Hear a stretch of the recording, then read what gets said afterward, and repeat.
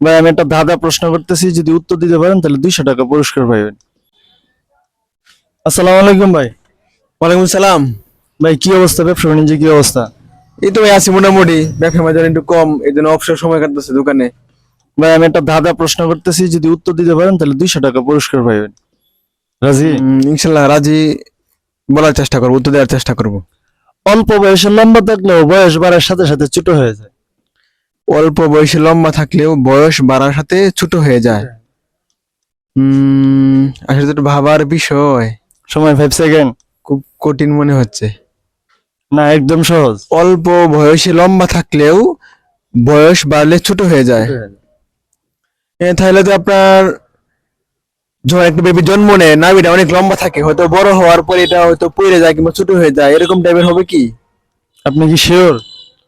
আমার মতে তাহলে এরকম, এটাই তো লম্বা থাকে কিন্তু বড় হলে এটা থাকে না, ছোট হয়ে যায়। আমি এটাই, এর ছাড়া তো আমি কিছু বলতে পারতেছি না।